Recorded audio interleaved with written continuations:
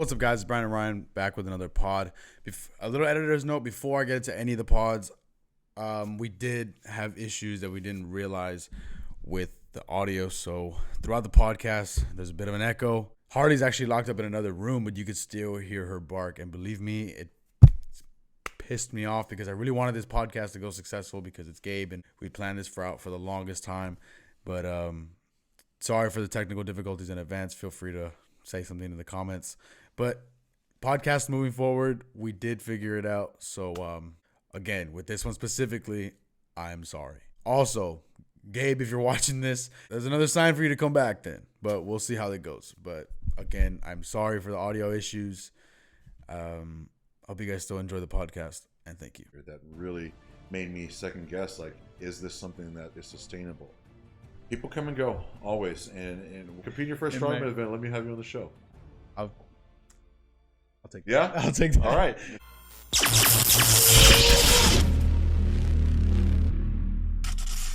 Welcome to episode 26 of Brian and Ryan Meets. Today I have the pleasure of meeting Mr. Texas Titan himself, Gabe Peña. Thanks for having me, man. Yes, sir. Good to be here. Yeah, it's good. We've been planned this back in, when were you at Gentry? Oh, man, that was when Russ Swole was there, right? That was the last time. That must have been, I want to say October? Yeah, I think it was there, yeah. Yeah. And then I DM'd you a couple times, and it took a while, but we're here. We're here, man. We're here. Fresh start to a new year. Yeah. And again, thanks for having me. Always a pleasure to be on For sure. the show of Valley Athlete. Thank you for coming on again. First questions first of all, obviously. Where's the come up from Strongman?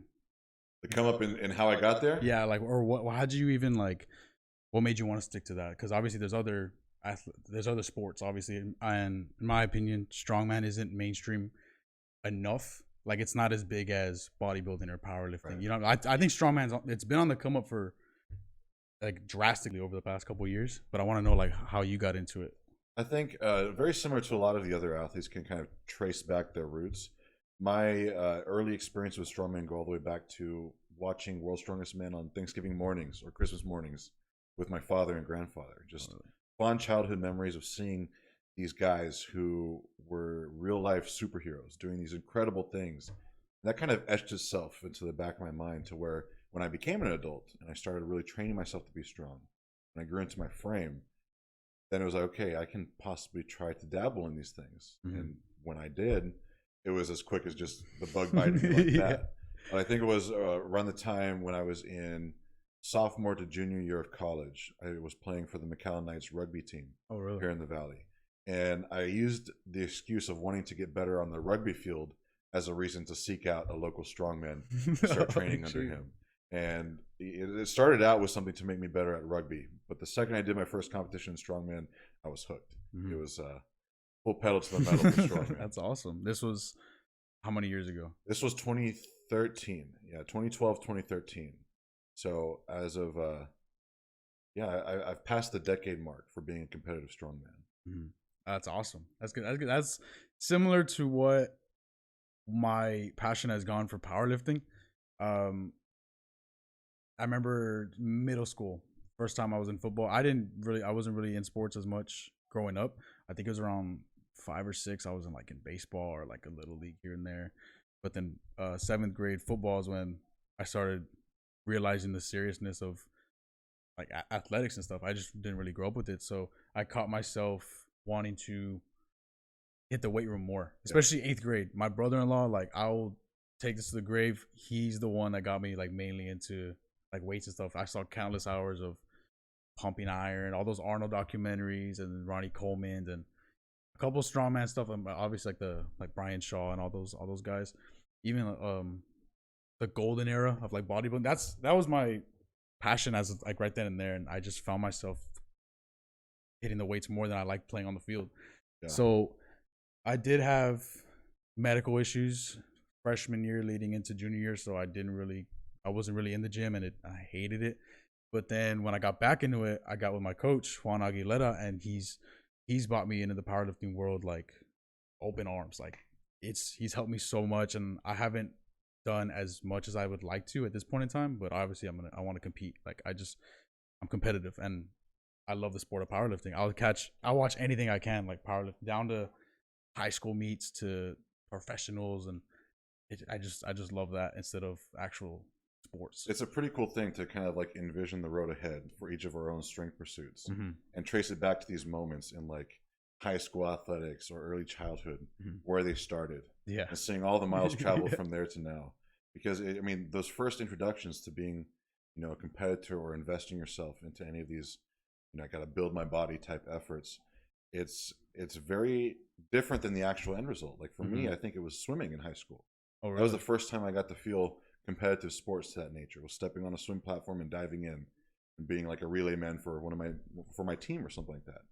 But being a competitor at a high school swim meet versus being a strongman competitor now, or being a The powerlifter whole thing. now, like Yeah. there's a whole realm of different things that need to happen to lead up to that Mhm. that end point. But it's pretty cool to trace them back. Yeah, it's cool recognizing who's brought you along the way, because Yeah, my brother-in-law isn't competing in anything, but it's good to know that he for sure like was that building block, that foundation. And then my coach, he's hasn't competed in probably decades, maybe 10, 15 years, and still like he's a really he's just kept everything realistic with me, and he broke everything down to the movements, to the psychology of sports, which we broke down on our podcast, which is I think 3 weeks ago.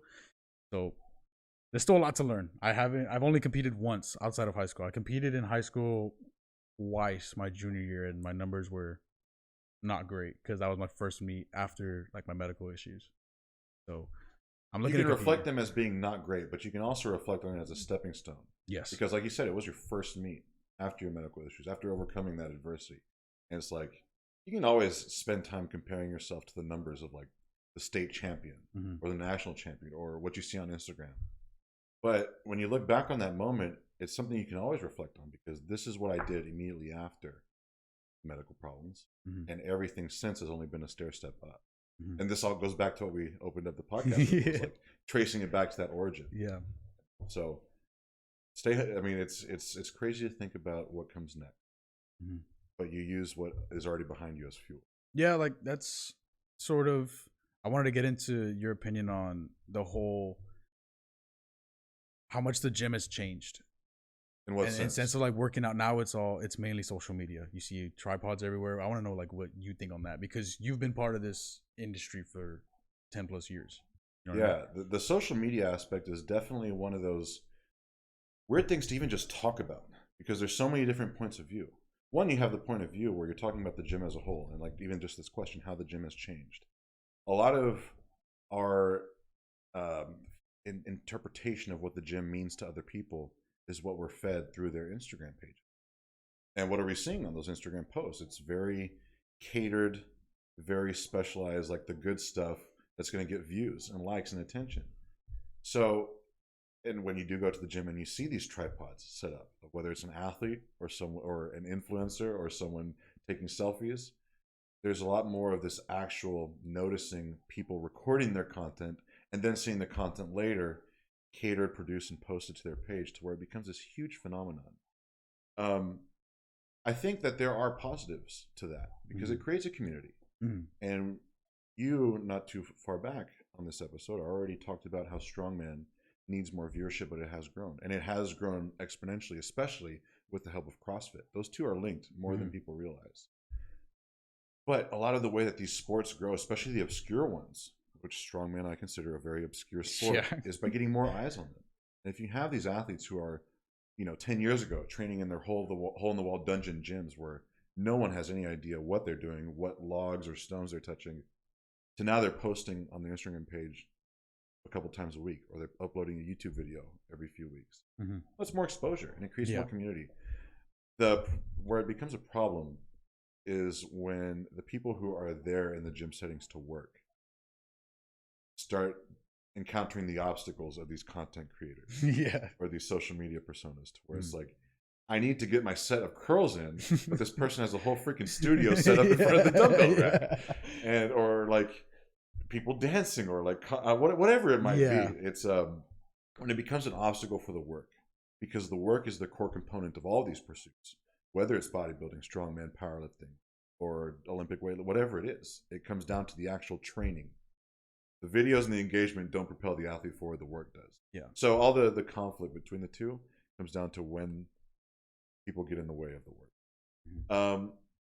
With all that being said, there's so much weight placed on the social media aspect nowadays, where the athlete or the individual feels like if they're not constantly putting stuff out there, especially if they've already established themselves as part of the fitness community, well, then they fear that they become irrelevant. So there's always that pressure, like, I have to get this video out now, or people need to see what I'm doing, which is not the case. Mm-hmm. I am a firm believer of sometimes just shutting everything out and getting your nose to the grindstone. It's not the work that everyone gets to see that is the important work. It's the work that's done behind the scenes when the cameras are on. Yeah. And that's what grows the athletes. And you'll see a lot of the athletes that are at the top of their game. They're at the top of their game, so they can usually, I don't want to say afford, implying a monetary sense, but they can usually afford to have someone on their team to help them with getting a lot of the content out, to where they are still able to give their full effort into training and becoming the better. Or those who don't have that, they don't post too frequently so that they can focus on their training. So you see a disparity between the people who really are hardcore and true to their athletic persona in terms of becoming better, being a better competitor, and the ones who are just in it for the clout. Yeah. And that's the main thing that's changed about the gym in that sense. I don't think it's a bad thing, but I think people need to stay grounded in what the real importance is. Community is always important. Social aspects, friendships, relationships, even just knowing that you're not alone in this world, that someone else shares your interest on something is very valuable. So just don't lose sense of the work. Work is the core. Without it, there's nothing. And I guess to further answer your question, I much prefer training in my home gym nowadays versus training to a commercial gym. That's not to say anything bad about commercial gyms. It's just, even though it's literally right outside my kitchen door in my garage, when I'm there, I have no distractions imposed by other people. Any distraction is specifically from me and me alone. So I can get to work. I might have to set up more. I might not have all the machines that a cushy gym has at its disposal, but I know I can get the work. And if that's the most valuable aspect, I can kind of sacrifice having a specific machine for every accessory lift. Yeah. And sometimes those types of workouts, like, you think of things differently because you have to improvise. Like, I go to my coach's gym. He has great equipment, but when we want to do like a specific type of movement and we don't have those machines for like commercial gyms, then we realize, like, okay, like, even though this thing looks weird, it might be a better workout than the commercial gyms. And in terms of like the filming aspect, I would film myself back in 2018, 2019, before it was so like common, because my scheduling was off with my coach. He's a professor at university. He has other clients at his gym, and he just, overall, like, I can never work out with him, and he could never like be there in person. Right. And there were times during the week where we could, but I would record myself for the form and look how this movement was, and I would send it to him, and we were going back and forth emails, and he doesn't even live far. We live like in 20 minutes away. Just conflicting schedules. Yeah, it was just conflicting schedules. And so before, when it was recording, it was for that, like, for my coach. Now, my tripod down and camera, everybody, like, that guy's like trying to be an influencer, or that guy's like, I don't know, it's just a different, I noticed too, like, it's a different perspective. If I go to the gym right now, commercial gym, put a tripod down, I notice and I feel rude, but everybody moves. Well, that's the thing that a lot of people have to realize too. And I can relate to that personally, because from the day that I started competing and training in Strongman over a decade ago, I have always been my own coach. I've never had a coach. It doesn't mean I've never, researched different philosophies. We're always learning. I'm always trying to learn what I can, but I've always been my own coach. And one of the ways I've been able to do that effectively for over a decade and well into being a pro strongman and a world's strongest man competitor is by having my phone set up, recording. So you think something feels a certain way. When you go back and you watch it, especially like on a squat, you might be able to see yourself in a mirror in front of you, but you have no idea how your hips are moving from a posterior view or something like that. By having the video or getting to set it up in different angles, that's more eyes on your training, that's more review, that's more resource you have. So it is a resource. But when other people see it, because there's so many negative connotations we have with these obstacles of influencers getting in the way of our workouts, well, it's like, oh, if he's got a camera and a tripod set up, surely that means he's going to be an ignorant person that I'm not going to like. But that's not the case. You know, it's kind of like the whole, how do you determine if someone's good or bad? Yeah. Sort of thing. Yeah, because I've even seen other influencers when bottom line, like, there's content creators in any industry, music, the gym, gaming, like there's all of that stuff. So when I see somebody with a tripod at the gym, me personally, I think of all the reasons why either this person, like me, sending it to their coach, or even if they are the most monetized on social media, I see it as their job. Like they got a family to feed. You know what I mean? They got things to do. So I see it as their work. It's just crazy how, like, the last couple of years, it's just a different interpretation, like, of why people are filming in the Well, gym. you also have a lot of people who aren't necessarily considerate when they're filming. Yeah, that's when they do get in the way of other people. The bottom line is, if you're going to a commercial gym or a public gym, you have to understand that this is not your home. Yeah. You know, you put your stuff away when you're done. You don't leave your crap everywhere. You don't make a mess and not clean it up. I mean, this is a safe environment for other people to come in and get their work done, and for you all to collectively share it. When one person starts using it up and getting in the way of the other people's and becomes inconsiderate, then it's like, screw you. Like, you know, this isn't right. You're not a functional member of this unit. Get out. That sort of thing. Yeah. So it's all about being considerate. And I do value the gyms, the commercial gyms, the public gyms that do allow tripods or filming. Because some gyms will explicitly say it on their rules as soon as you walk in the door. I do value it because I am an athlete and a coach, and I review my own material, so I need to know that I can do it. But if I am going to set up my phone or tripod, I'm going to do it in a way that does not get in the way of other gym goers. If I'm at my home, I can put it in whatever angle I want. I can do whatever I want, be as obnoxious or whatever. But if I'm at a public place, no, that's a line that people have to navigate if they're going to be using public spaces to fuel the content on their social media. So that's it's perfectly said, honestly. Like, but I don't know how it will change, because obviously industries change, communities grow, communities fall out. Now we've seen places emerge like Alpha Land. No knock to them, but that's supposed to be like creator central. You know what I mean? But it's good still seeing athletes still putting in work and just documenting their weight. Like, we have guys like Russell Ori, who's recorded 10 plus years, and you just see his progression. He'll throw like mixes here and there, like specifically for content, but you see his progress. Or even Sam Selleck even emerged, and just, that guy has like borderline no editing, puts his camera down, talks for 40 minutes and lifts, and that seems to be working. I mean, that guy came out of nowhere. I started seeing this person referenced in different posts. I'm like, who the hell is this? And I click on his page. I'm like, how many millions of followers does this guy have? And like you said, his content is very low key in some ways, but it's just one of I think I saw Mark Bell refer to him as the next Arnold, just in terms of how much of a phenomenon he has become. He had like some sort of signing or something somewhere, or like a meet and greet, and there was like a 3 mile long line or something like that. And it was I think it was at a supplement shop. I think it was with Hostile. I think it's whatever it is. I mean, sometimes you see like this representation of content working, but it's like an outlier. It's only one person who's just nailed everything right in a certain way. But then you're also going to see people try to replicate it. And they're not going to gain any traction. Start another. But it's an interesting realm, and I think it's not going anywhere. I mean, social media is one of the driving forces of today's society. As the world gets bigger, as in terms of people and the jobs that we have or the things that we do, social media helps keep it at least familiar to where you know that there's other people out there that share your interests, your curiosities, your hobbies. And that's a rewarding feeling as a human being.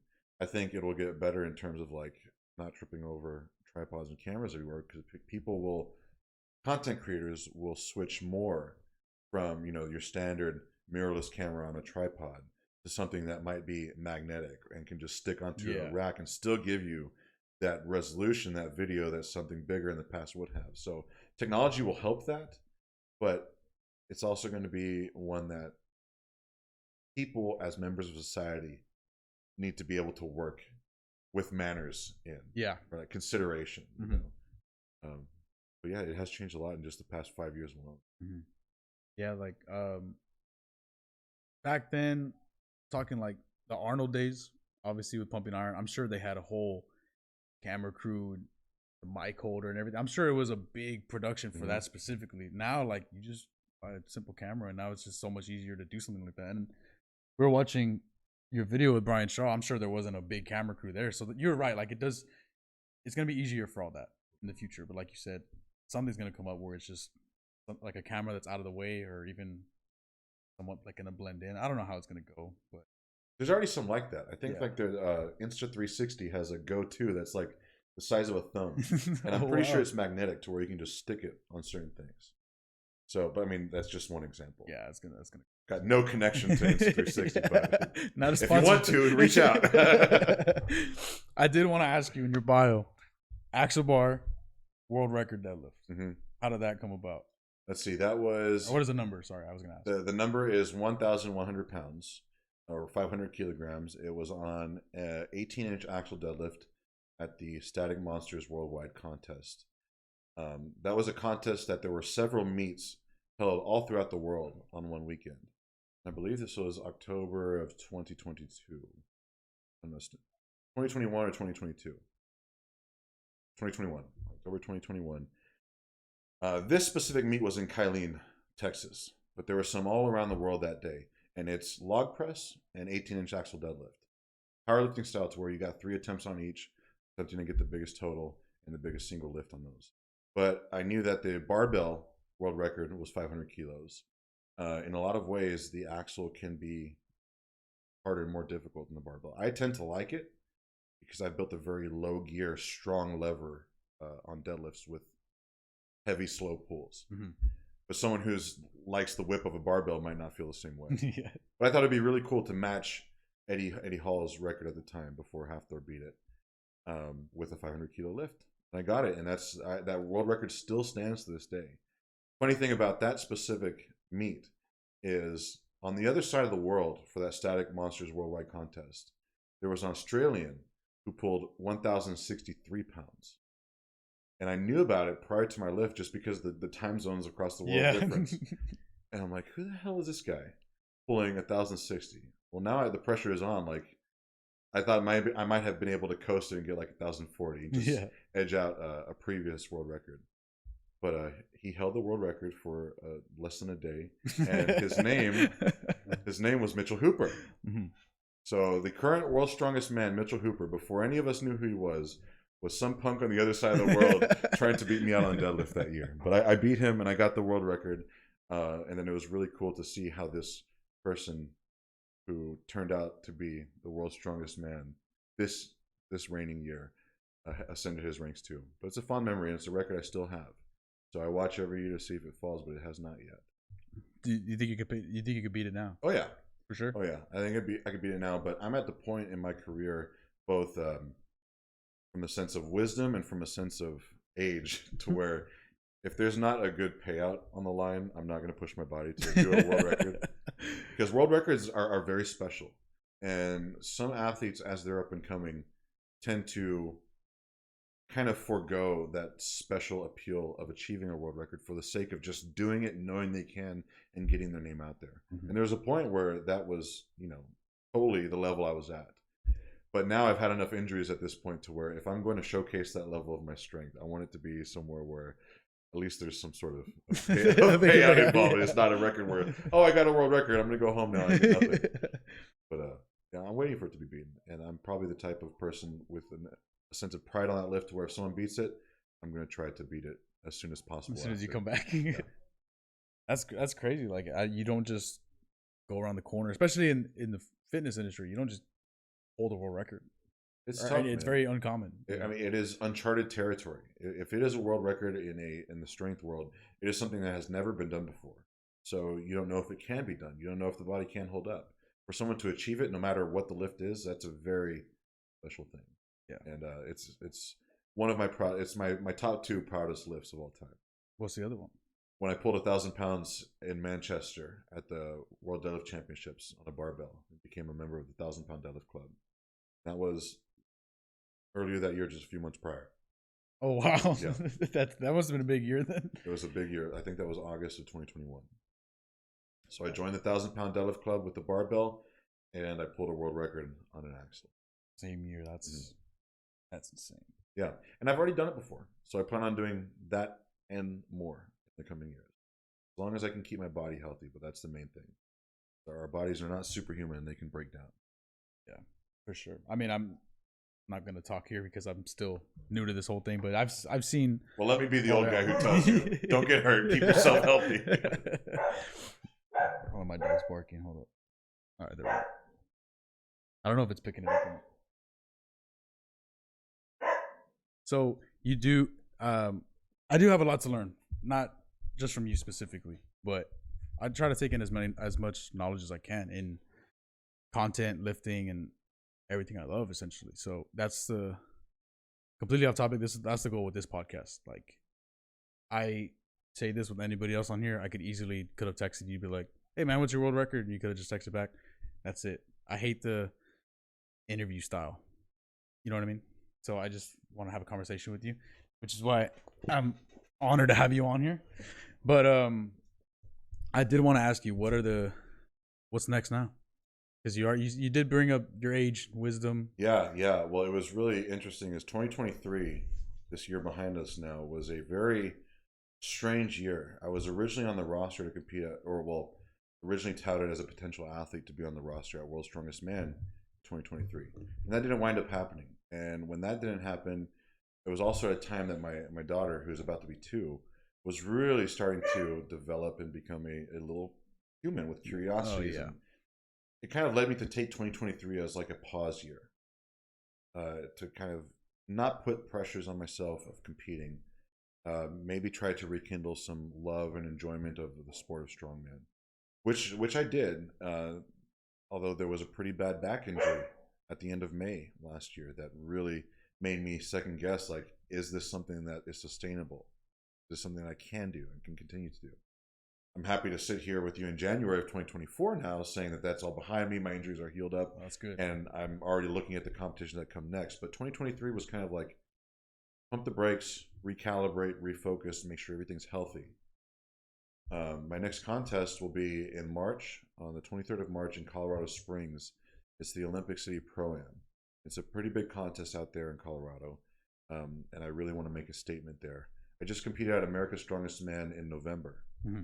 I think I'd seen you post about that. Yeah, over the course of the summer, in recovering from that back injury, I lost a lot of weight. I went all the way down from 320 pounds to 265 pounds. Oh, wow. And I got myself in shape to where I could run and climb mountains over the summer and heal up. Mm. But after I commentated at the Shaw Classic up in Colorado in August, it was like, okay, let's get back to work. Let's rebuild, freshly motivated from watching a lot of my friends just leave it all out there. I wanted to get back into it. I actually did a spur of the moment contest in California. Less than 2 weeks out, I decided I'm going to hop on a plane, go win a stone lifting event, and I qualified to the World Championships in Norway, which will be in June of this year. Wow. So, and then I competed at America's Strongest Man in November. I really wanted to get the rust off from having the whole summer and the whole year essentially off and compete again, know where my weaknesses were, to really charge up everything that comes next this year. I did okay. I mean, I knew I wasn't going to go in there winning. Yeah. I wound up straining my back a little bit. That kind of messed up a lot of my performance on a couple events. Mm-hmm. But it was a really good learning experience, and I had a blast. So this one in March, though, the Colorado Springs one, I really want to make a statement there. I'm feeling strong. Training has been great lately, and it should be a good. Hate to say it, but it should be a good comeback. And That's then, good. Of course, getting to go to Norway in June later this year will be a dream come true. I've always wanted to go to Norway. I love the mountains, and that just seems like one of those magical, faraway places to go there to compete at a world championship event. That's going to be awesome. Yeah, Norway, for me, has always been one of my favorite places, just because, for one, I love Norse mythology. Yeah. Thor and all that, especially Thor. Land of power. Everything of lightning, for sure. Yeah. This is my brand itself, and I had to incorporate lightning with something. Yeah, man. But for you to be able to go, considering you've wanted to for a long time, and to compete, that's got to be like... It's a dream come true. It's a bucket list opportunity, and I'm glad I was able to. get my performance together to where I could go qualify back in California last year. And yeah, so far those are the only 2 contests that I've actually like said I'm going to be at this year. But I'm trying to maintain a state of physical readiness to where if opportunities come a knocking, I can answer them. And I really want to prove to the world again, what I'm capable of. The crazy thing is that as I was starting out as a pro, 2020, 2021, 2022, they were ridden with injuries. All of my pro career, I've had some sort of injury. And for 2021, 2022, it was a knee injury. And that's when I was at the peak of my career. Mm-hmm. That's when I pulled my world records. That's when I joined the 1,000-pound deadlift club. So with those injuries behind me now and nowhere to go but up, I'm very optimistic about the road ahead, but I'm trying to be very smart. I'm not the same 25, 26-year-old individual years ago, just YOLOing everything. Now, it's very calculated. I turned 34 this year. And I think the 30s for a strongman athlete are the era of a person's career where they have just dense hard muscle. But there are consequences just because you've been walking a path for a certain length of time to where if you do something wrong, the margin for error is not as big as it used to be. Yeah. But I'm excited, man. It's going to be a powerful year. Yeah. That's good, man. I know this is probably way too early to ask, but what do you think is going to be that moment where you think, I'm done? Well, just from a probability standpoint, I feel like because this sport can very easily go from 0 to 60 in terms of injury potential, if I were a betting person, it would probably be because there was just an injury that rooted me to my core, that rattled me to my core. I was like, hey, it ain't worth it anymore. But I'm not going to be betting on that because I am enjoying the sport so much and I love it so much to where I'm going to try to push forward as safely and as smart as I can and keep injuries away from me for as long as I possibly can too. So I want to go out on my terms. I want to go out on my shield. I want to go out on, simply from saying I've had enough. I've done what I needed to do, and I can be done with it. And on that specific note, if I couldn't compete in strongman anymore, like if that was just the reality, I'd be okay with it. I've done some pretty cool things. I made all the way to World's Strongest Man, competed there twice, pulled 1,000 pounds. I have a world record. If I couldn't do this anymore and my body wouldn't let me, I'd be okay. But that's not the case. Yeah. I'm still very much full of some power that has yet to be showcased and yet for me to discover. So still going to climb up. But I think that moment will be at some point where maybe I decide I'm old enough to where I don't want to be pushing my body to be deadlifting 1,000 pounds. I would much rather the idea of being able to go up a mountain peak that no one else can. Yeah. That sounds much better to me at that point in life. Yeah, like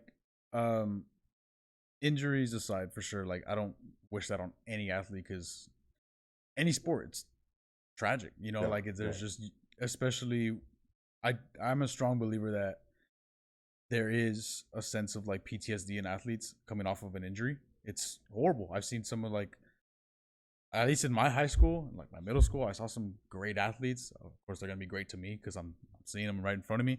Even NBA players, NFL players, it's always the what if story whenever it's injuries. And I think that's the worst thing to like even think about. Well, it's tough when you have an immediate hit to your quality of everyday life to where you're affected outside of the gym, not just in the gym, but everything you do.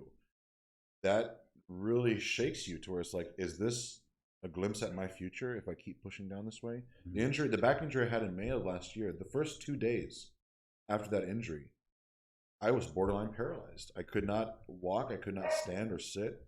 There were moments where if I tried to move, the only thing I could do was just scream out in pain.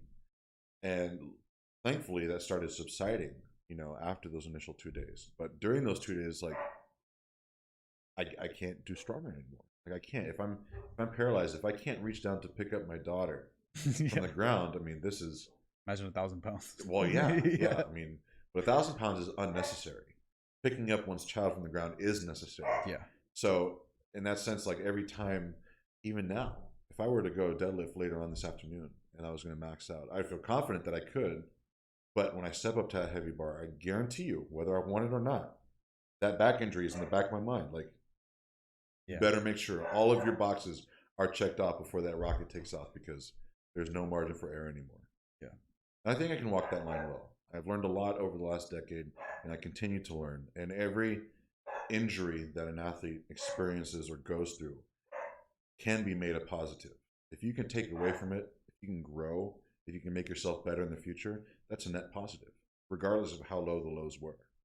Yeah, I think it's great to hear that. Of course, like that, the mentality. I wish I've seen it where it takes one injury in an athlete for them to just stop, give up, and it's just it's obviously a physical barrier, but I think it's an even bigger mental barrier. And the fact that you were not able to walk and now you're pumped up and ready to compete, almost 9 months later, is a huge blessing. Comes with determination and passion. And it's those times where we face adversity, whether it's injury in a strength training ambition or, meeting whatever limit to your rope in any ambition outside of the gym, job, relationship, hobby, whatever it is. When you're faced with that adversity, you learn how much you really care about it, how much it means to you. If it means that much to you, then you will work through it and you will find a way. But if it doesn't mean that much to you, when you compare them side by side, well, now you get to pick the fork in the road that actually will put you further down a path that you want to be on. Mm-hmm. Now, you said you have a 2-year-old daughter, and is that the only child? Only child. Only child.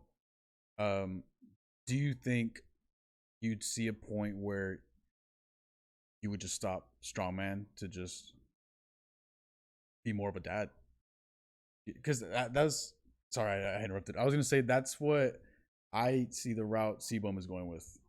He's gonna have a daughter soon, and I feel like he's gonna go after one more, and then that. Do you think you'd ever see that as like a boundary for you, or you can for sure balance both? There's no greater calling in life than when an individual becomes a parent.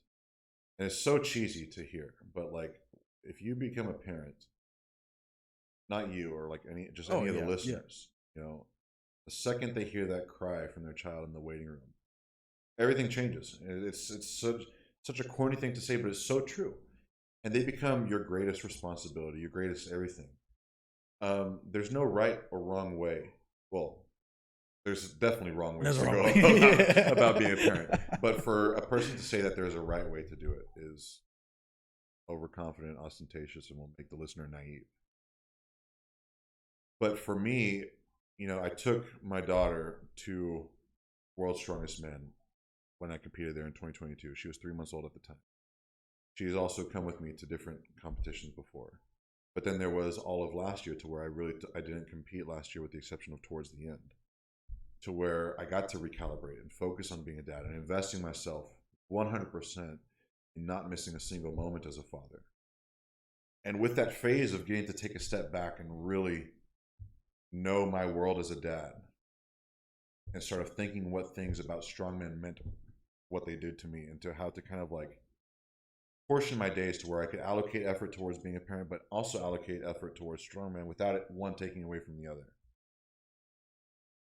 Now I can go ahead with the years and be like, I can still compete in strongman if I'm having fun and it is a net positive, and be a father at the same time, because I took that time off from one to learn the truth about being a dad and what all that takes. There's a lot of sacrifice, and anyone who thinks that their life will go, unchanged dramatically is foolish. Yeah, having a kid, but it's all about refining that balance. And if you can find that balance and you can comfortably move ahead with with the pursuit of strength, there's no reason why you can't do it.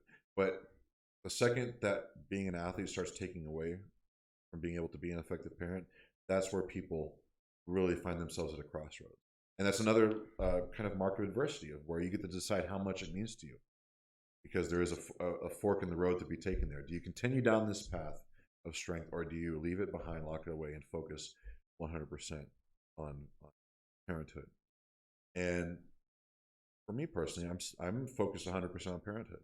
If I have to pick, between anything strongman related and my daughter, I'm always going to pick my daughter.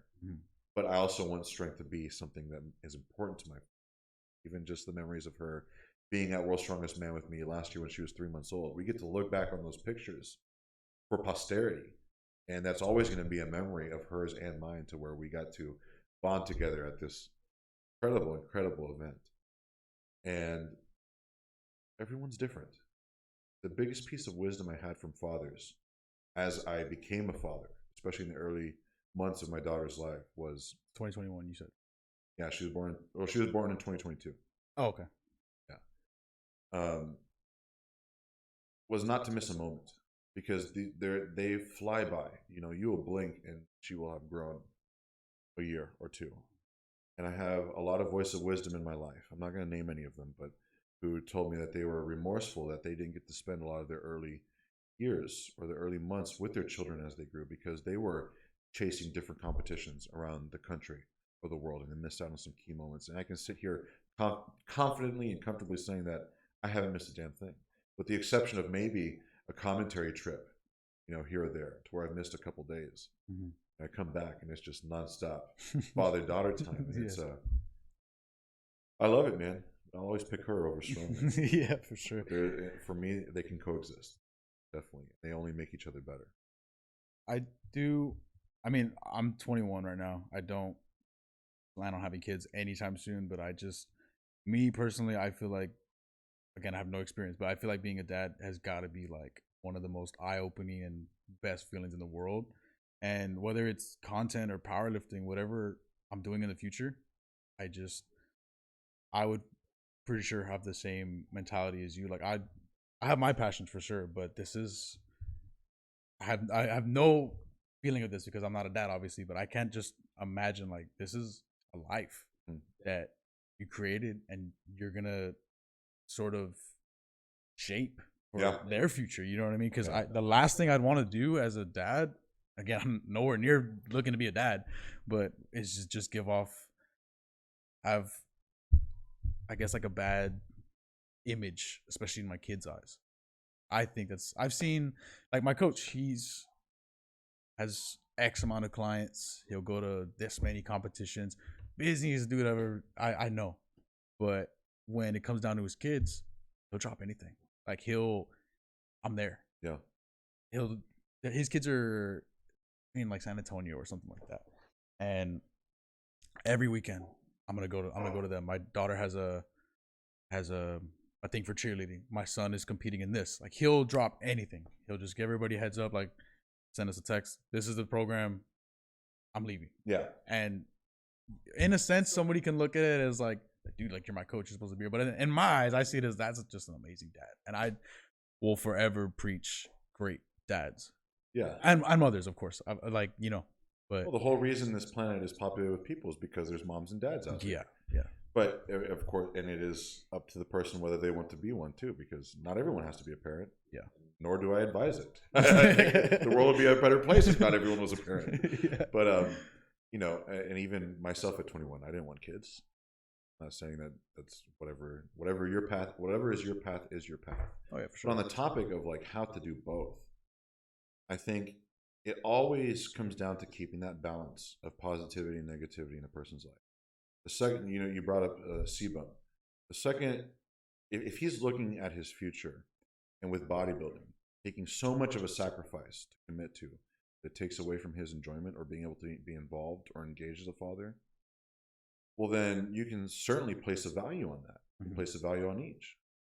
If you had to assign it a number value, whatever it is, I'm sure the parenting side would dwarf the bodybuilding one. But looking at bodybuilding, the dieting, sacrifice, the training, the cardio, like the depletion, that can very easily diminish one's quality of life outside of those training sessions, to where what percentage of me is left to be a functional, engaging, curiosity sparking parent. So I can see that. But bodybuilding is a very different sport too. Oh yeah, that's something that's all year. There's no, I mean, yes, there is Strongman there is an off that's season. all year too. Yeah, like any athlete in general, I think the quote unquote off season, I don't think there is an off season for anybody, because you're still down to, like, I gotta keep in touch with training season. Right. Like, I don't think strongman, powerlifting, even football, yes, there's time to, like, relax, but I don't see any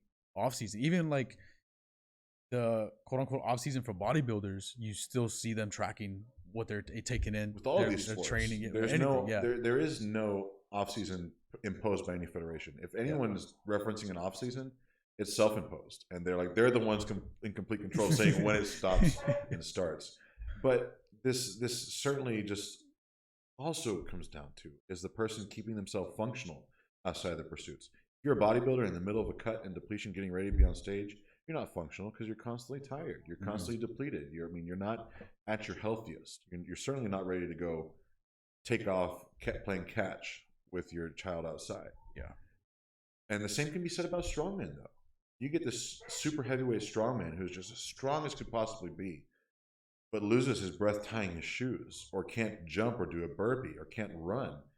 Well, then that person also is not in an advantageous position to be a functional parent just because of the way that they're going about their sport. So that unique aspect is another reason why you should always be a good human. In terms of physical, well, of course, a good human in all aspects, but a good human physically, like functional, able to do things, able to run, walk, jump, protect your loved ones, whatever it be. If you start losing that because of a path that you're following, is that necessarily a good path for you? Is there a better way to do it? Probably. Well said. I did want to ask you, Brian Shaw. I want to ask you, like, people of him and who else, like, sort of brought you into the industry, or like, who did you like look up to? I'm guessing you looked up to him for a while. I always looked up to Brian. You know, I mean, from the second I started competing, Brian has been in the sport for a long time. I know he's officially retired from Strongman with Strongest Man on Earth last year. But when I first started up and coming in the sport as an amateur, he was the guy at the top. And then I competed at my first Arnold Amateur World Championships in 2016. And I made it to the finals, and on the day of the finals, we were competing on the same Arnold stage as he and the rest of the pros were. There was a point that he came down from loading his world record Atlas Stone that year in 2016. He's still covered in tacky, and I'm like, oh my God, that's Brian Shaw. And I get a picture with him right backstage. I'm like, because this guy is one of my, like, I look up to him. He's my motivation. He's larger than life. This behemoth of a man. But he is one of those guys I really credit a lot to bringing me into the sport, because he was the guy at the current time who was like, this is who I'm trying to model myself. Of course, there were other athletes who were way before my time, guys like Mariusz Pudzianowski, or guys like John Paul Sigmarsson, or Bill Kazmaier. But that was also because we get to look back on those, you know, old school World's Strongest Man from the 90s and on. Mm-hmm. Not because we were there, but because those are the relic clips on YouTube or something that we could go click on and watch and be like, yeah, look at what they're doing. That's so awesome. Let's go work out. But yeah, I think Brian was a really big one. A really big one. And I'm trying to think of who else. Big Z. Big Z was another one. Every time I saw Big Z step up to a heavy deadlift, the Hummer tire deadlift at the Arnold Classic stage. There was a point in my career before I even started competing as strongman where Big Z was my desktop background. Oh, really? Yeah, just him locking out that deadlift bar. That was my screensaver on my desktop PC. And yeah, there's just a lot of athletes over the years that really stick out. But Brian and Big Z were the two most current that really. I know I already mentioned it, but you can never forget as a strongman athlete hearing John Paul Sigmarsson from Iceland screaming out at the top of a deadlift from one of the world's strongest men. There's no reason to be alive if you can't deadlift. And that mantra, like, is just so powerful. Anytime you step up to a deadlift bar, to have that kind of in the back of your head is pretty cool. It's always there. That's awesome to hear. Like, all those, I got to do my research on some of those names. Some of them I'm familiar with, but if you can send me a list, I will gladly do my research. I did want to mention I've been on a powerlifting program with my coach since mid-December.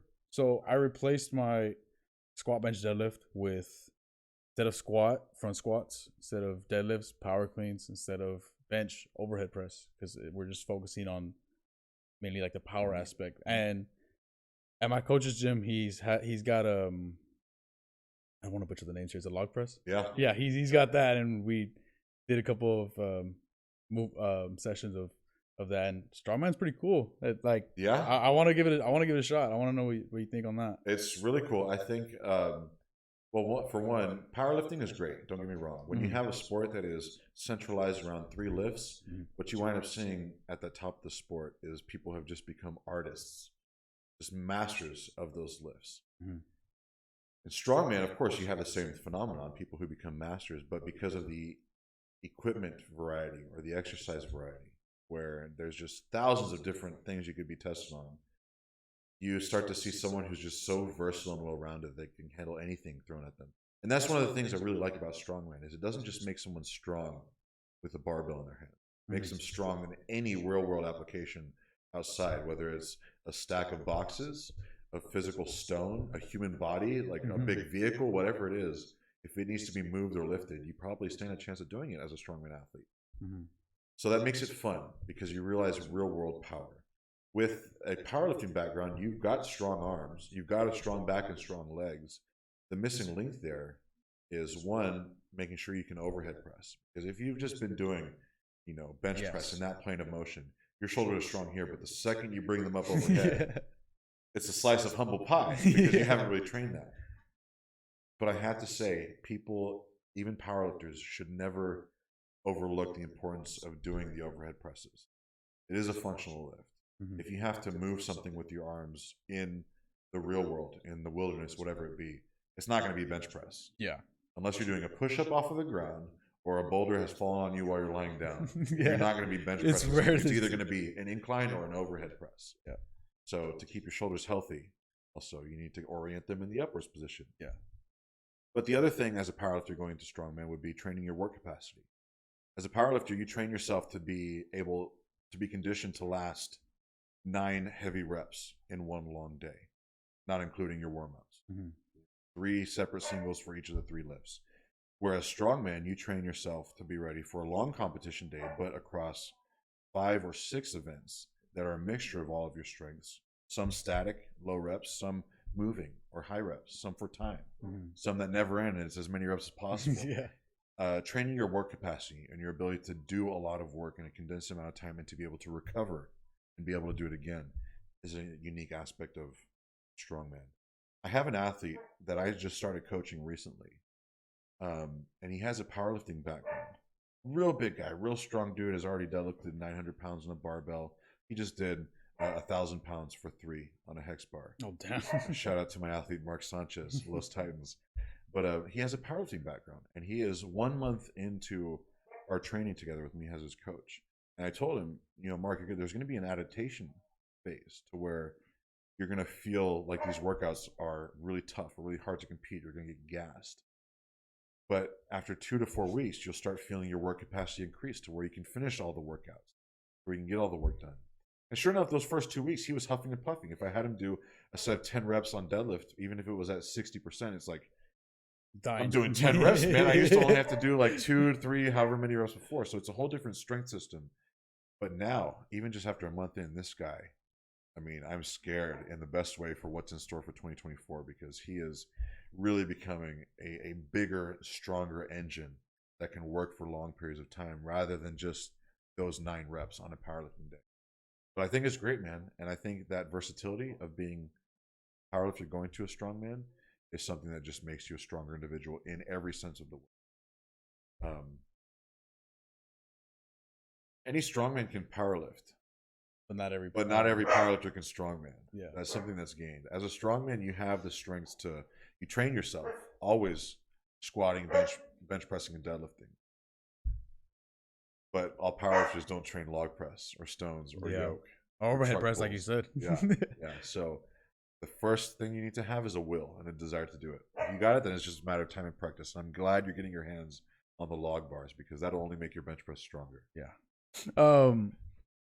So going back to my lifts, I did start overhead pressing, and like you said, I was gassed and it was lightweight too. So my all-time bench PR was 300 flat, and I started overhead pressing. Like I said, no bench at all. Overhead press. I think I started repping just 135, and then just on week 3, I started doing 225 for I think it was 5. Yeah, it was 5.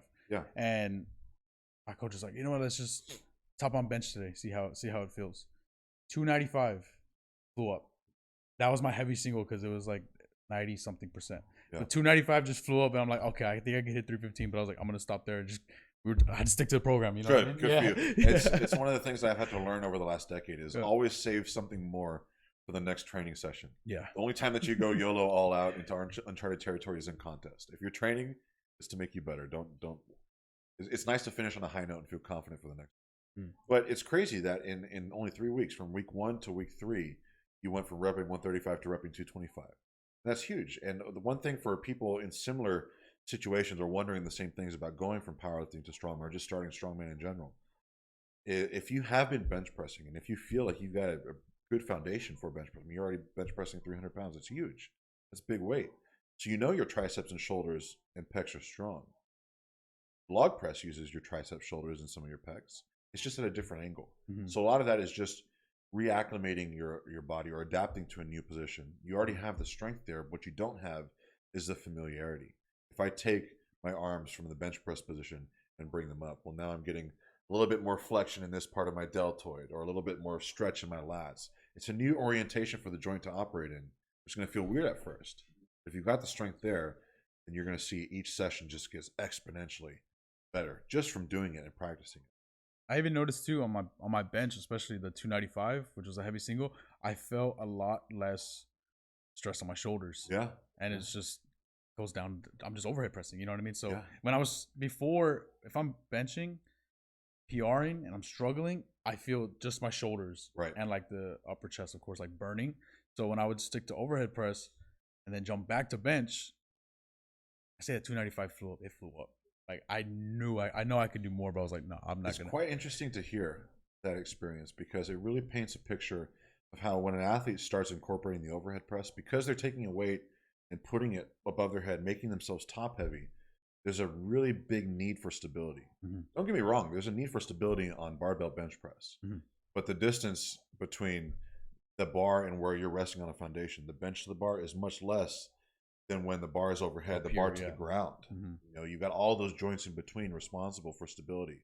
So a lot of people, as they start incorporating that overhead press, they start feeling how much the lats come into play just from supporting the shoulders from underneath the joint. And your lats are an asset on barbell bench pressing. You might not necessarily get to feel them that much if you're not really well in tune with how it should feel on a bench, but you sure as hell are going to feel it when you're balancing something heavy up overhead. A barbell, you'll feel it, and something even bigger in size like a log, you're definitely going to feel it. So when you go back from like 3 weeks of log pressing to your bench press, and now your shoulders and your shoulder joint is really familiar with what it feels like to have those lats scooping under and supporting every press you do, well, it's a whole new level of strength. You're spending less power on just the shoulder holding the weight, and now you're allowing the back to support while the shoulders move. It really makes just an overall stronger individual, and that's why you can't have these gaps in your training. It's very easy to have gaps in your training when you're only doing bench, squat, and deadlift. The world's best powerlifters are going to be the ones who are still including the overhead press in their regimen, who are still doing their front squats, who are still doing axle deadlifts or hex bar deadlifts, you know, not leaving any gaps. Yeah, like not even just bench and overhead, but the other movements as well. I felt like a huge transition in strength. Like I said, no deadlifts, just power cleans from the floor, and not even squatting. Just is that what it's called? Just regular power clean, like not squatting, but just cleaning, muscle like, cleans, power cleans. In that sense. I did that for 3 weeks, and I jumped from just the 35. What is that? 115. Like 115. Just get the form down because obviously it's a newer movement, has different muscle groups, and it could be. I hadn't done that since high school, so first of all, I was doing that for maybe like 5 reps, and same week 3 or 4, one of those, I started doing 225. Same thing. It's big. And so my all-time deadlift was 455 all time. And I did that. I did power cleans for 3 weeks.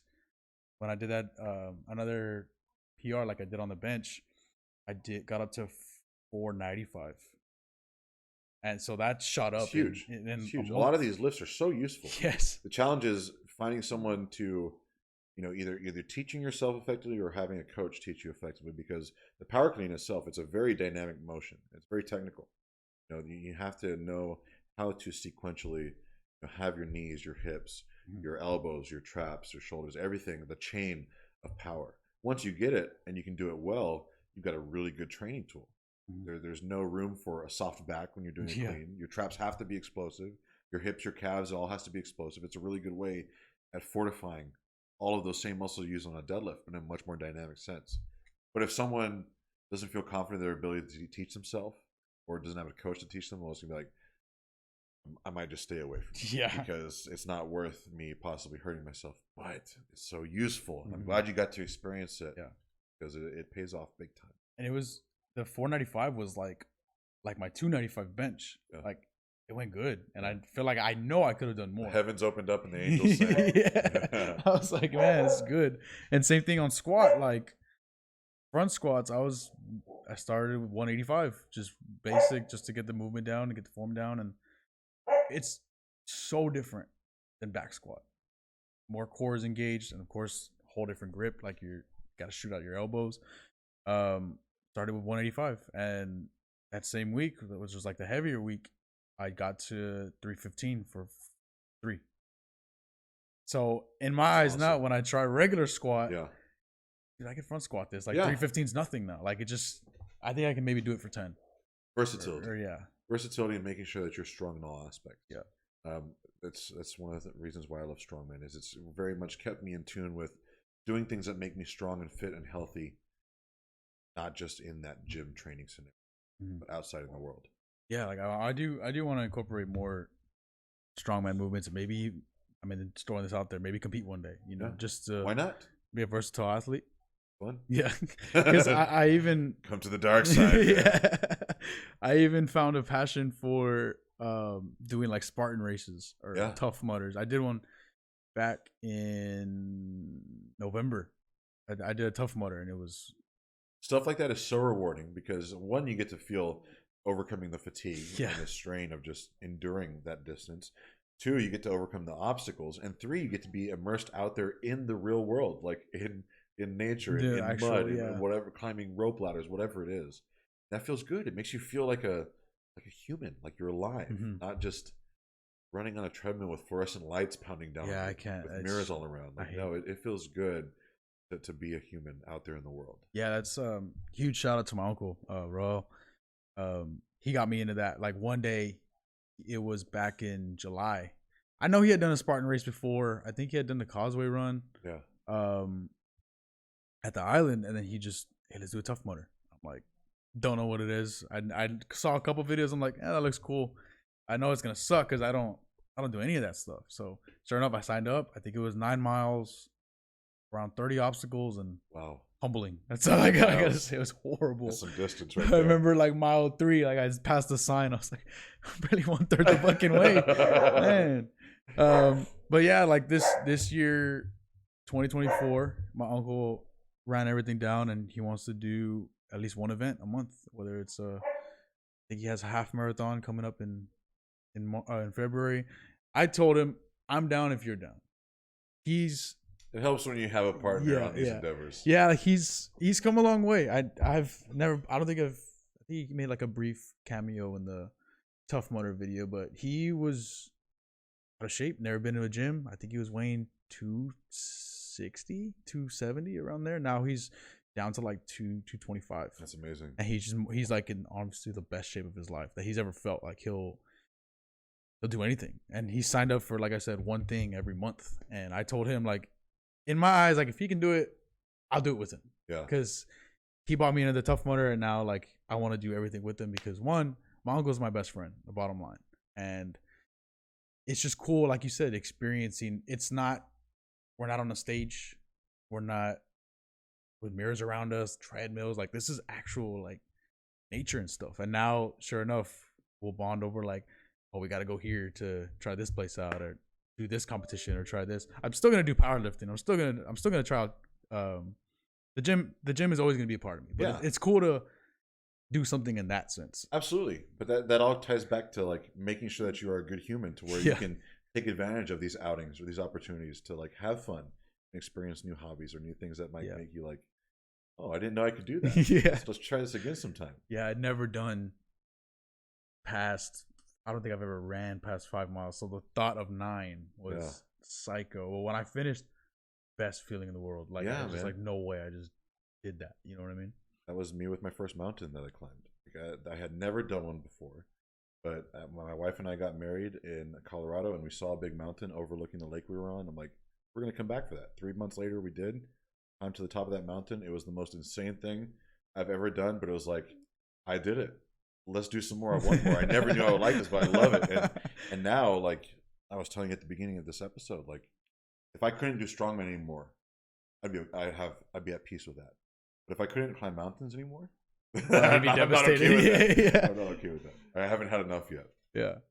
Yeah. So me, I'm straight from the valley. I never really traveled as much growing up. I never really left anywhere. So anywhere here is flat. Mm-hmm. Anywhere where there's like terrain or anything, I can do that. It's cool. And my uncle and I are, and then of course my coach is tagging along as well because he coaches him too. We try to travel and do whatever we can. But yeah, it's a big world, and we're in a very small corner of it down here in the valley. Yes, and that's something I haven't fully realized yet because, like I said, I don't travel. I don't go. But you're 21, right? Yeah. Yeah. So I mean, your 20s are where you get to really have some adventures. Yeah. And every year after too. There's a lot of places I want to go. Not just for. It would be cool to do something like that everywhere. Like you said, Norway. If I could go there and climb something there, run somewhere there, it's cool seeing it in a different perspective. Because gym is cool and environment's cool and the community is cool, but at the same time, it's a whole different perspective when it's actual outside nature and real life scenarios. You know what I mean? Yeah. But I'm looking forward to that. I haven't said it on my channel yet, but a lot of stuff like that going on this year. Yeah. That leads to a filled and full soul. Yeah. And the only negative I had to the Tough Mudder was I do think I had stress fractured my feet. It was bad. Well, 9 miles, man. If you're not used to doing that, combined with the obstacles, but stress fractures are better than full-on fractures. Oh yeah, for sure. It's a blessing that it wasn't as bad as I thought. But I remember like shin splints on your feet. Right? The day after, I couldn't walk. Like I was taking forever, and I didn't get. I know like Spartan makes specific shoes like for the terrain. I went in combat boots. So they were heavy, and then when they were wet with mud, like it was just walking with bricks on my feet. It was horrible. You're never gonna forget that. I won't. You're gonna make sure you're wearing some proper footwear next time. Yeah, it was horrible. But just do it barefooted next one. No, I was like, no. I thought about it for like, no, I couldn't. But for sure, this year I'm gonna get down and dirty and a lot of that stuff. But I do want to compete in powerlifting again.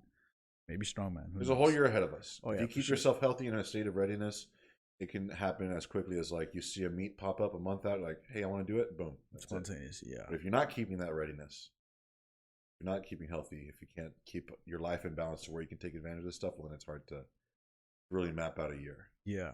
This year, like, I know it's typical to go, oh, new year, new me, or new year, X amount of goals, whatever. I don't know if you relate to this, but late December, I felt a full shift, like, in my life. Personally, like, I felt these people, like, certain amount of people just left. Yeah. Certain amount of people came in. Yeah. Same thing with training. Coach was like, we're going to do this. We're going to incorporate this now, and we're getting rid of this. Same thing with content. Like, every podcast I've done, when it's not a friend that I've known for X amount of years, it opens up a door to, oh, like this person would hop on and this person would hop on. You know what I mean? So I don't know if it was late December. If anybody else felt this, any of the viewers, any listeners, I just felt a huge shift. And I feel like, I don't know if you're religious, but I feel like God just put these situations in front of me and I just taking advantage of it. Yeah. Everything. There's the December going into the new year, and just the month of December alone is always an interesting time. Mm-hmm. No matter how much we don't want to come to like all of the societal norms or the ideas that prevail around New Year's time, like the New Year, New Me, like you said, or the New Year's resolutions, all the goals. It is in the heart. It's in the middle of winter. It's when the days are the shortest, when people are spending more time inside because the sun goes down earlier, and they're reflecting on what the year was like behind them and what the year is going to be like ahead, how they can make things better. Not only that, you have that coupled with all of the family time that comes around the holidays, whether you're celebrating Christmas, whether you're celebrating any of the other religious holidays or the New Year itself. And with that family time, with everyone coming together, family is that ever-present variable, that ever-present center of care for most people, that they want to maximize their family time. So whatever that person is doing at the time, they have that one aspect of their lives, the family aspect, that recalibrates and refocuses everything. Whereas, like, does this mean as much as this? You know, how does this compare to how much I care about my family? Because we all have all these plans throughout the holidays for Christmas, New Year's, etc. And all of these things combined, the short days, the colder temperatures, the family time, affording Christmas presents or whatever it is, like all the financial stuff that comes in there too, or getting ready for the next year's tax season, whatever it may be. It's kind of like a time of reevaluation, a time of redeciding what your new balance is going into attacking the next 365 days. And that moment of pause, I think, fittingly occurs because from human history on, the winter, at least for us in the Northern Hemisphere, when those days are the shortest, that's when we spend a lot of time thinking of what we can do outside of just being outside and active during the daylight hours, but what we can do to propel ourselves forward in whatever endeavor or pursuit we have. So I get it. I get it, and I've observed it in different areas of my life, whether it was being a gym owner and seeing the shift in my members and athletes, or being a coach now and getting to see what athletes are serious about going to the next year, what athletes might fizzle off and do their own thing, or and with my own training. You know, just because the day, like I keep going back to the days going shorter too. The way that I trained in the months leading up to December was different than the way I trained in December. And you throw holiday eating on top of that, like all the candies and sweets and tamales and whatever it is, then it's just a very different time, a very different feeling time. We'll have off and vacation, so yeah, a lot of factors coming together, but it's normal, I think. And if you can kind of get away from like labeling yourself as someone who's cheesy for thinking about the new year at New Year's, which is a normal thing to do, like there shouldn't be a stigma with it. Then you can kind of use that time to really just create the best version of yourself going forward, whether it's solidifying your inner circle of people that you're using your own time or your own resources on, or thinking of how you want to like take the direction of a podcast, for example. It's a time of refocus, clarifying the image of what you want to aim for. So with that being said, did you ever feel like, the way I said, situations are put in front of you, people are leaving your life, people are entering your life, how did the support system for you at least change like over the years? Because not even as an athlete, like as a person, if anybody's listening or watching, everybody has goals or things they want to accomplish, and I for sure will preach to the end, like it's who's around you that's help you get there. You know what I mean? I know you said people bought you in, like an other strongman professionally, obviously, like I'm sure your wife had a big part to do with it, your family, your friends. How do you think that changed like over the years for you? People come and go always, and when people do come and go, or where these relationships you have a moment where they're tested, to where people get to decide how much weight they're worth. That's when you know who are your true truths and who are the ones that you can just let fade away into the wind, so to speak. Familia is at the core of it all.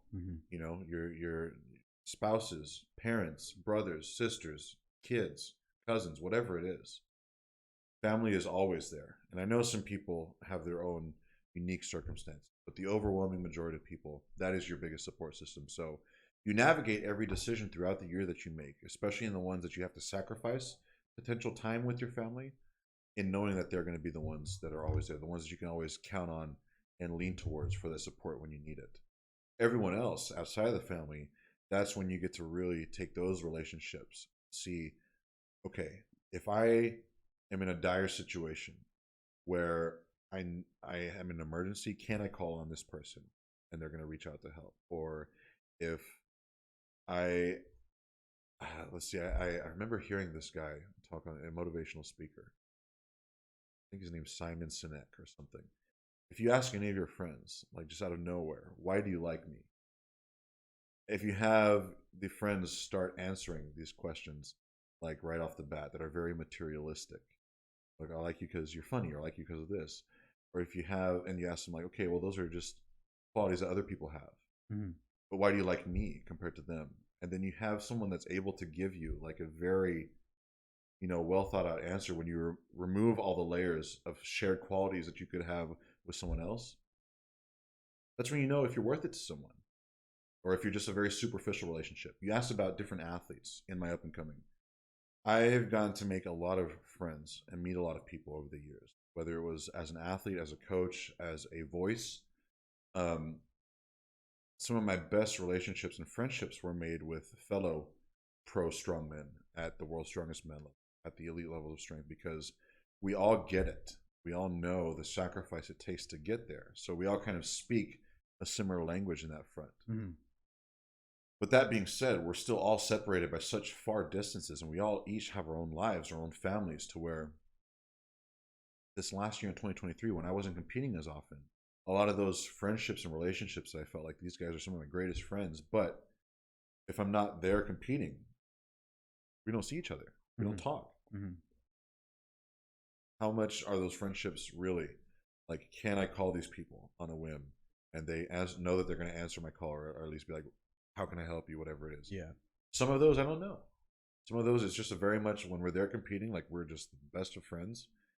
But then there's also some of them to where those same people, they might not pick up the phone, or like I have to schedule a call or something like that. But then there's others where it's like, when you have a full lifer, Mm-hmm. when you can count on someone. Relationships come and go. It's hard to filter them out, but you know which ones will be there for you. Just hold the family close. Yeah, that's something I've come to realize as well. Friends for X amount of years, it hits a wall sometimes where it's like this brother or friend that I've known so many years just comes to reality, like we're going different ways, and it's different paths, different passions, different lifestyles, and it's just what happens. But at the end of the day, I mean, I haven't missed a Thanksgiving or Christmas with my family, and that's something I always go. That's something I always go back to. Like it's always gonna be family, regardless of, no pun intended, like what's on the table. With I have altercations. My family, I grew up only sisters, so there's bound to be arguments here and there. My dad, my mom, whatever conflict there is. At the end of the day, I know we can all go to bed. We can all go to bed knowing like my mom's there for me. My sisters, my dad, my uncle, my grandparents. Like, but I gotta look up that quote now. What you said with that about who to call. Yeah. And it's one of those things too, where like if I use myself as a personal example, these are some thoughts that I've faced, thought experiments over the last year, especially. I've made a lot of the following that I have, pretty much all of it, through my strongman career, as an athlete, as a coach, as an athlete, as being involved in the world of strength. If we did a thought experiment and we took away all the strongman stuff, if I stopped being an athlete, if I stopped doing all things strongman or strength related, how many of them would still care who I was, what I was doing? That's a much smaller portion of that bigger following, specifically by removing that one level. So that's what it all comes back down to, the family and those family-like individuals, where when you remove all the layers of fluff, jobs, BS, whatever it is, who is still there that cares about Brandon for being Brandon? Yeah. Who's there that cares about Gabe for being Gabe, not just the athlete or the social media persona or the podcast host, Yeah, like same thing. If I got rid of all social media, deleted the pod, stopped going to the gym, I would have I would not know as many people. No, but the ones you do know and can count on are the most important ones in your life. Yes, for sure. And it's crazy though, because I got some buddies of mine that I can go a long time without talking to them. Random situation, they post something worth, like, I'll slide up, or they'll slide up on me. I'll call them. like the friendship never died out. Yeah, You know, those are like the ones you know. those are my favorite. Like, I got a couple of friends like that I will go like months or even a couple years without talking to. Not because we have differences. It's Right. just life. You know, like that's the way life goes. And that's never a big list of people. Yeah, it's never. It's never a big list of people, but it is a list of people that you know, even when you have those long distances time-wise, Mhm. that you can pick up right where you left off. And that's Mhm. a truly special thing. That's a diamond in the rough. That Yeah. should be cherished and not forgotten. Yeah, like last podcast, it hasn't gone up yet as of right now, but my buddy Ethan, I met him freshman year. It was weird because like we wouldn't talk outside of school, but in school, outside of school, and inside. Like it was always in school. We wouldn't really hang out as much. And then pandemic happened. When the pandemic happened, I was a junior in high school. So junior year, my spring break was the last day I went to school. But right then and there, I think anyone who graduated in 21 can agree. Like that's where we found out who was really connected to who, because we wouldn't see each other. Like a lot of the guys from football, I was playing with them, and as soon as football ended, I still have yet to see any of those guys 3 years later. So, but my buddy Ethan, I can go every time the podcast comes up, content, or even the gym, be real quick to like, hey man, I see your, we haven't talked to you forever. I see what you're doing. I'm proud of you. Keep it up, man. And then like that, we'll just hit it off again. I'll meet with him here and there. Real good friend of mine, and then there's people that I talk to more than him that I know I can call them and they just won't answer or I won't hear from them. Yeah. It's a weird and thing on that note, everyone is different too. Yeah, it even comes back to a lot of different upbringings. Like I can even think of my mom's family versus my dad's family. My dad's side of the family is the type that they always call in to check, you know, like once a week to see how everyone's doing. Whereas my mom's side of the family, they can go, you know, months without talking and assume everyone's okay unless they hear from us. That sort of thing. Mm-hmm. Assume everyone's okay. Whereas my dad's family, make sure everyone's okay. Well, with that being said, do you feel like there's anything we haven't covered that you wanted to think of?